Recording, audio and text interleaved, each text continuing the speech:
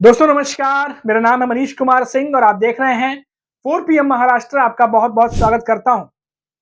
दोस्तों अंतर्राष्ट्रीय महिला दिवस मनाया गया और आपने देखा कि कैसे पीएम मोदी भी जो है इसको लेकर के किस तरीके से सामने आए। उनकी तस्वीरें सोशल मीडिया पर आई हुई हैं, साझा किया गया है और उनका सोशल मीडिया का हैंडल भी जो है वो एक दिन के लिए महिलाओं को दिया गया था। ये भी खबर आई, आपने सुना होगा।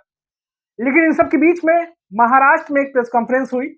उद्धव ठाकरे के शिवसेना के नेता संजय राउत ने प्रेस कॉन्फ्रेंस किया और अंतर्राष्ट्रीय महिला दिवस के मौके पर उन्होंने सरकार को आईना दिखाया, महिला सुरक्षा को लेकर बोला और साथ ही साथ जो बीजेपी की सरकार है उस पर सवाल खड़े किए। दोस्तों संजय राउत ने कहा कि पिछले कुछ सालों से, मैं महाराष्ट्र की बात करूंगा, पिछले कुछ सालों से महिलाओं के खिलाफ अपराध बढ़ गए हैं।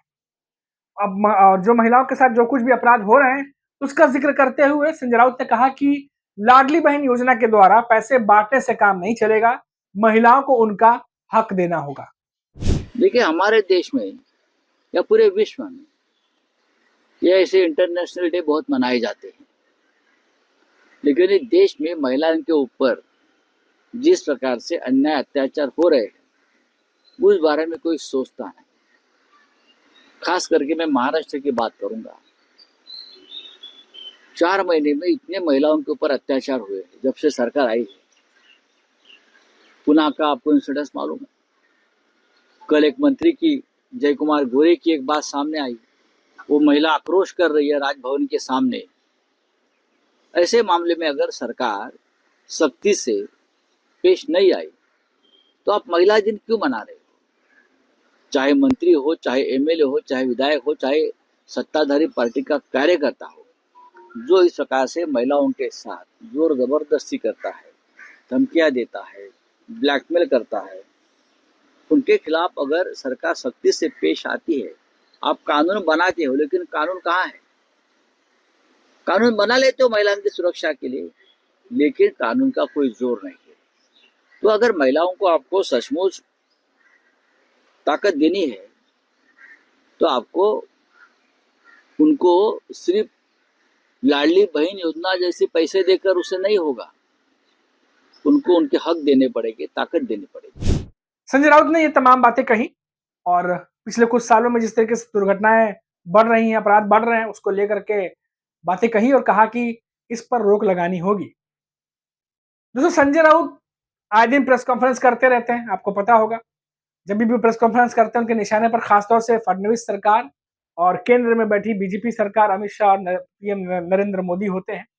और आज भी क्योंकि संजय राउत ने प्रेस कॉन्फ्रेंस की और आज सबसे ज्यादा चर्चा जो थी वो कई अन्य खबरें भी थी, लेकिन उन खबरों में सबसे ज्यादा जो चर्चा थी वो महिला दिवस को लेकर थी।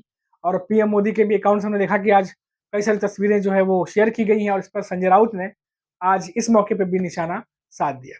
वैसे महाराष्ट्र की सियासत में दोस्तों इन दिनों उठापटक लगातार चली रही है। हम आपको लगातार रिपोर्ट दिखाते रहते हैं कि किस तरीके से देवेंद्र फडणवीस जो है वो उनकी भी आज खबर आई कि काफी ज्यादा जो है वो भड़क गए थे और जो बार बार खबरें उड़ रही हैं कि एकनाथ शिंदे और देवेंद्र फडणवीस के बीच में सब कुछ ठीक नहीं है, ऐसी खबरों पर देवेंद्र फडणवीस जो है वो भड़क गए और कहे कि ये सब बेकार की खबरें हैं, कोई फैसला पलटा नहीं जा रहा, जो कुछ भी किया जा रहा है वो नियम के अधीन ही किया जा रहा है और ये सब जो बातें चल रही हैं वो बेबुनियाद है।